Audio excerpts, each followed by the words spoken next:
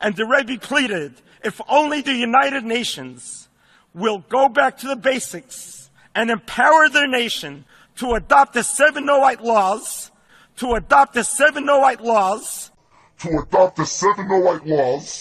then this world would be a very different world. I know thy works. Behold, I have set before thee an open door, and no man can shut it. For thou hast a little strength, and hast kept my word, and hast not denied my name. Behold, I will make them of the synagogue of Satan, which say they are Jews and are not, but do lie. Behold, I will make them to come and worship before thy feet, and to know that I have loved thee. Consider taking the 7 Noahide laws back to the basics and apply it to real daily life, and we will see a world difference. So all the Rishonim ask another question, which is, we have another halakha on that same daf in Masechet Avodah Zarah, for example, mentioned in more than one place, but that's one of the places in the Talmud, Masechet Avodah Zarah daf Kaf Amud Bet, which states that when it comes to non-Jews, lo moridin wa lo ma'alin, which means what? As it is explained by the Ramban in the Chidushim to Masechet Makot daf Teth, and as it is explained by other Rishonim, the assumption is, when it comes to a non-Jew whom we do not know, someone we haven't met or we don't know much about him, the assumption is that he does not live according to the Sheva Mitzvot B'nai Noach. He doesn't keep the 7 Noahide laws. And therefore, essentially, this person is Hayav Mitha. He's guilty of a capital offense, whether it's this one or that one, whether it's stealing or adultery or murder or Avodah Zarah or what have you. Avodah Zarah, of course, was perhaps the most common, the most standard, the most ubiquitous Avirah, which you could also see with your own eyes, not one of those activities which people tend to do behind closed doors. It was a well-known fact, these people worship Avodah Zarah. So that already, according to the Sheva Mitzvot B'nai Noach, makes that person liable for the punishment of mitha, of being put to death. However, you can't just put a person to death without bringing him before a court. I know thy works and tribulation and poverty, but thou art rich. And I know the blasphemy of them which say they are Jews and are not, but are the synagogue of Satan. Fear none of those things which thou shalt suffer. Behold, the devil shall cast some of you into prison, that ye may be tried, and ye shall have tribulation 10 days. Be thou faithful unto death, and I will give thee a crown of life. So the Chachamim said, if a person, such a person, a non-Jew that you don't know much about, who therefore is very likely, the assumption is that he's guilty of at least of transgressing at least one of the Sheva Mitzvot B'nai Noach, is in a situation where his life is in danger, and you can either save him or not save him. In other words, he's about to fall off the edge of a cliff or something. You can either, you're there and you're close enough, you can stop this happening, or you can allow it to happen. You're not allowed to go and actively, proactively cause his death, bring about his demise, until he's brought before a court. And the court will decide if he's guilty and how he should be punished. Last night I dreamt about how things were. And I woke up here. And I saw thrones, and they sat upon them, and judgment was given unto them. And I saw the souls of them that were beheaded for the witness of Jesus and for the word of God. And I saw the souls of them that were beheaded for the witness of Jesus and for the word of God, and which had not worshipped the beast, neither his image, neither had received his mark upon their foreheads or in their hands. And they lived and reigned with Christ 1,000 years. As with any offense, as for a Jew or a non-Jew, you bring him before a court, a bed din, and the matter will be looked into, and the decision will be given by the Beit Din. These things have I spoken unto you, that ye should not be offended. They shall put you out of the synagogues. Yea, the time cometh, that whosoever killeth you will think that he doeth God service. And these things will they do unto you, because they have not known the Father, nor me. But these things have I told you, that when the time shall come, ye may remember that I told you of them. And these things I said not unto you at the beginning, because I was with you. The time cometh that whosoever killeth you will think that he doeth God service. The godly thing to do is to kill you. The godly thing is to kill me. That's right. That's Yes? what the Torah says. The Torah says to kill us. The Torah says that people who worship idols such as yourself, when there is a Sanhedrin, To kill us. yes. Okay. That's what the Torah says. So we know how the Jewish people feel about Christians, yes? That you discriminate against Christians. Christians are idol worshippers. You discriminate against Christians. Christians. The Torah says that Christianity is idol worship. Let me ask you. You worship three Let gods. me ask you this. You worship three Let gods. me ask you this. Well, what's the punishment if you transgress the Noahide laws? Death. Right. Now, technically speaking, I see anyone in a church, and they're bowing down, they're a non-Jew, I can shoot them. Not a problem. So I would say, okay, God spoke to him. This is what he gave them. This is what you have to learn out from them. And the laws are complex. It's like, oh, there are only 7 laws. Yeah, the Rambam has a lot to say. Who you're allowed to marry, who you're not allowed to marry, what's considered idolatry for a non-Jew. These things are complex. They're not just, just bows down to an idol. What if he thinks about bowing down to an idol? What if he doesn't actually bow down? I mean, these are complex questions. And not everything's going to apply. Some things will apply to a non-Jew that won't apply to a Jew. Some things were more stringent, some things were more lenient. But you know what the bottom line is? What's the punishment? This is what ticks people off also, and that's why you listen. Well, what's the punishment if you transgress the Noahide laws? Death. Death. They should be stopping all the anti-hate that's being posted by their own people in Congress. And also they should stop being anti-Israel and anti-Zionism, because that's what's causing a lot of the problems over here. That's what's making the biggest issue. And they also need to start going around and having groups in education and mandating the people that are getting arrested for violent attacks to programs to educate them on how to be people and understand what Judaism is about and understand what it is to have morality. We have to bring out the Rebbe's Noahide laws. We have to bring out the Rebbe's Noahide laws. We have to bring out the Rebbe's Noahide laws. The Rebbe said that we should start doing community outreach with Noahide centers, and he also said that we should teach everybody Noahide laws. In order, the prayer will be offered by our guest chaplain, Rabbi Gershon Afston from Cincinnati, Ohio.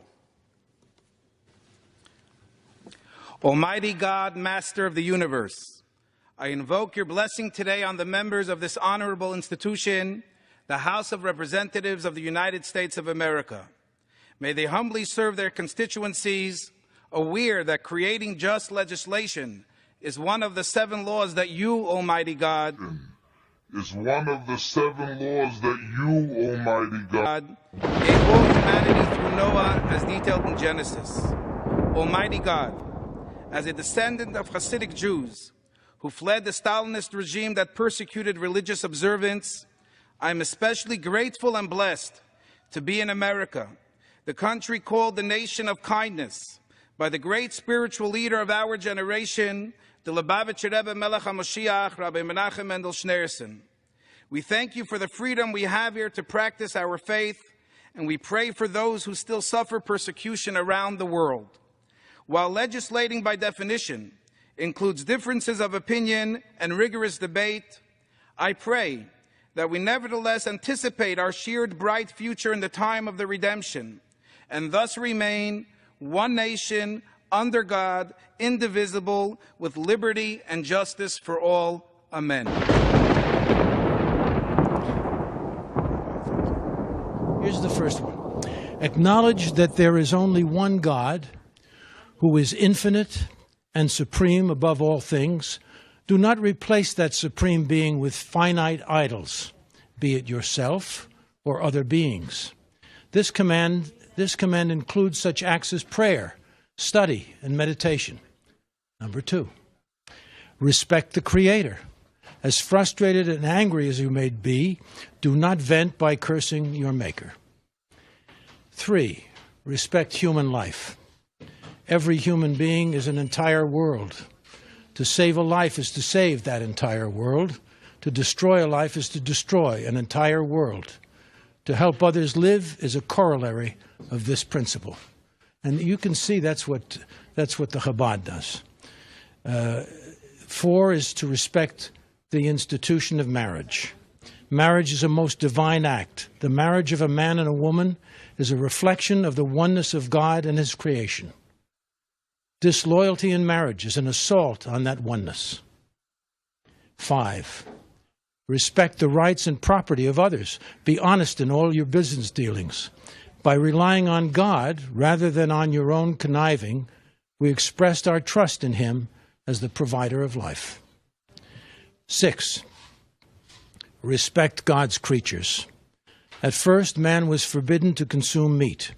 After the great flood, he was permitted, but with a warning: do not cause unnecessary suffering to any creature. And 7, finally, maintain justice. Justice is God's business, but we are given the charge to lay down necessary laws and enforce them whenever we can.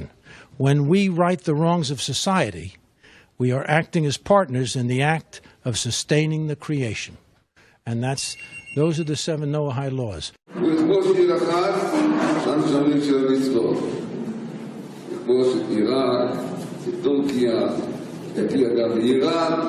ישתית בכל המקומות האלה של המשרות נאמר, אבל להשתית זה לא במשפטים אלא במלחמה.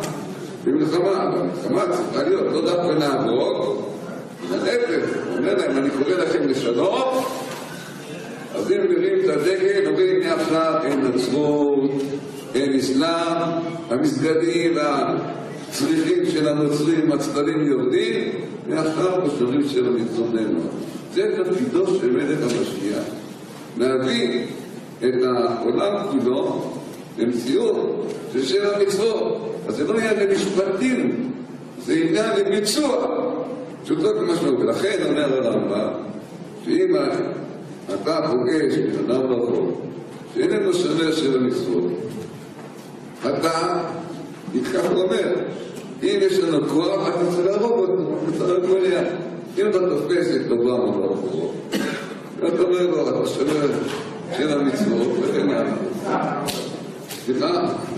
רוצה להרוג אותו בכל הקודם מה שרואה עוד, וגם משהו שעדיין משאיר ליבו, אז הייתה משהו במה ידיעתו. עושים. הכנראה שהיא מספיק, כאילו שהיום כבר כמה שעות בגיל עדיין ליבו, אבל יש עוד כמה שעות, אבל יש להשתדל גם היום. In 2013, the UN also had a historic documentation supporting the 7 Noahide laws. Again, this is from UN.org. You can see towards the bottom here, Rabbi Yaakov Cohen, head of the Institute of the Noahide Code, which sponsored this conference, said, "On this day, people from all over the world gathered on behalf of the laws of Noah. Their observance is required so that the vision of the United Nations to have a settled and civilized world filled with the economic justice and righteousness will prevail." Just a couple years earlier, in 2007, you have this document from the Vatican, Commission for Religious Relations with the Jews, the delegation of the Holy See's Commission for Religious Relations with the Jews. They state that Jewish tradition emphasizes the Noahide covenant as containing the universal moral code which is incumbent on all humanity. This idea is reflected in Christian scripture in the book of Acts. Now, you know that I've covered the Vatican a lot, and it is my firm belief that the elite in the Vatican and the Pope are somewhat like the John the Baptist of the Antichrist, and they are one and the same with the elite Zionists. And there is in fact a lot of evidence that the Vatican has wanted to control Jerusalem for quite some time, so all these things play together. Now, moving forward a little bit in time, we have our own President Trump being called on by the Sanhedrin to uphold the 7 Noahide laws. This is from BreakingIsraelNews.com. It says, in an ancient and honored Jewish custom, the nascent Sanhedrin sent a letter to the new leader of the U.S., President Donald Trump, blessing him and calling him to take the lead in restoring America and the world. The Sanhedrin also called on the new president to acknowledge and uphold the 7 Noahide laws. This here is from GotQuestions.com, a familiar Christian site that many people use for research. And it says something very important, which I'm going to show you proof of towards the latter of this film. It says the Talmud, again, the oral written traditions of the rabbis, calls for the capital punishment for Gentiles who violate the Noahide laws. And this has led some to debate as to whether or not Christians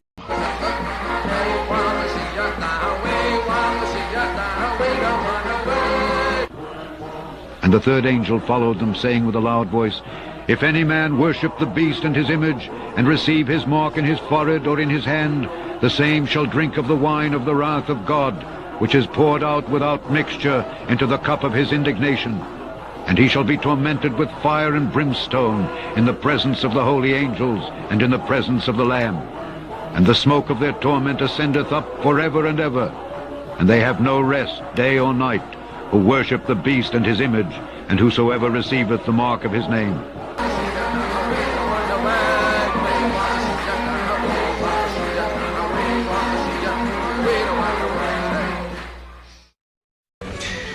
Cool it with the anti-Semitic remarks. Like, comment, share, subscribe and support at Illuminati on Telegram.